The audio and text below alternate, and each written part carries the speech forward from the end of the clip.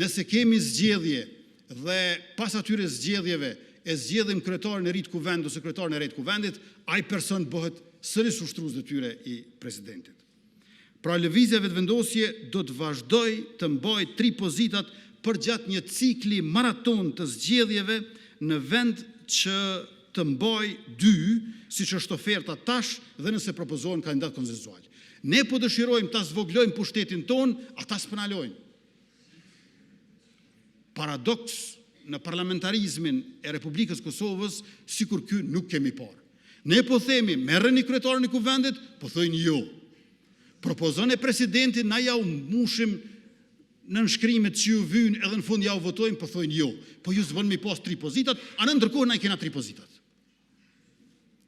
Cili është kuptimi i kësaj? Na i kemi 3 pozitat. Na po themi merrni ja kryetarin e kuvendit, ja presidentin. Po thojnë jo. Po s'bën ti mi pas 3 pozitat, a ne po thojmë s'pe i marrim.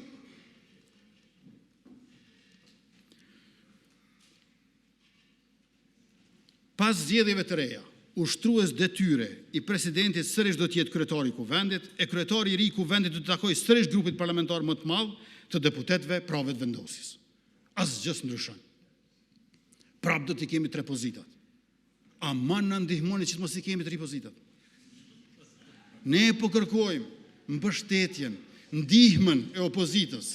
Boll na dolin 2 pozita neve. Nuk i dojmë 3. Të dashur deputet të opozitës. Ejani na ndihmoni që të mos i kemi 3 pozita. Se na çtash i kemi 3 pozita.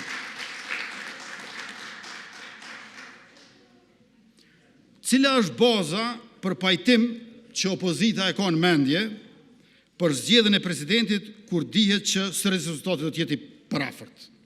Pse duhet zgjedhje të reja për rezultat të njëjtë për mos ndryshim situate? Është me vend kujtojmë edhe diçka tjetër. Për herë të parë në historinë e Kosovës, qeveria në mandatin tonë paraprak apo Kurti 2, siç thuhet në mënyrë të popularizuar, e përfundoi mandatin e plot 4 vjeçar. Ju e dini që në ditën kur unë i kam mbushur 3 vjetë qeverisje dhe kemi hyrë në vitin e fundit të qeverisjes, me njëherë kam filluar komunikimin edhe me opozitën që ta caktojmë datën e zgjedhjeve. Unë nuk kam qenë interesuar që të qeverisja as 4 vjetë. Dhe a dini çfarë? Jo që u bën 4, po u bën 5.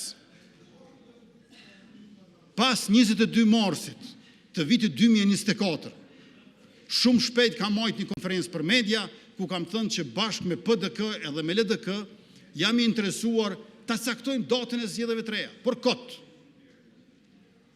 Nuk ishin të interesuar për zgjedhjet të reja, ndonse opozita do të kishte interes t'ia shkurtonte mandatin e qeverisjes. Mandati shkoi deri në fund dhe jo vetëm kaq, u vazhdua edhe një vit si qeverisje në detyrë. PDK-ja dhe LDK-ja, partitë që sot flasin për stabilitet institucional, nuk kanë arritur asnjëherë të përfundojnë një mandat të plot qeverisjes. Ndërkohë që ne bëmë edhe më shumë se kaq. Zgjedhjet janë, të dashur qytetar e të nderuar deputet, 1 herë në 4 vjet e jo 2 herë në vit. Ciklet zgjedhore të Republikës normale, të një demokracie institucionale, janë 1 herë në 4 vjet e jo 2 herë në vit. Por opozita nuk është e kënaqur me rezultatin e zgjedhjeve, prandaj edhe nuk po e respekton këtë rezultat. Të kërkosh zgjedhje të reja, sepse nuk je i kënaqur me rezultatin që e ke marrë para 3 muajve, është sulmi më i rëndë ndaj stabilitetit të institucioneve. Lëvizja vetëvendosje ka ofruar marrëveshje politike, ka ofruar kompromis, ka ofruar edhe kryetarin e parlamentit, edhe presidentin që vendit mos shkoj në zgjedhje të panevojshme. Lëvizja vetëvendosje nuk mund të heqë dorë nga mandati për të qeverisur të cilin ja kanë dhënë qytetarët e Republikës. Ne kemi hequr dorë nga presidenti duke ja ofruar mundësinë opozitës që të zgjedhë 3 emra konsensual dhe më shumë se kaq nuk mund bëjmë.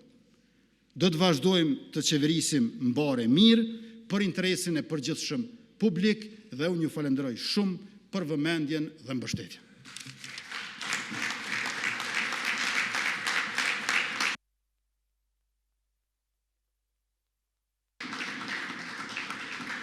Faleminderit i nderuar Kryeministër Kurti.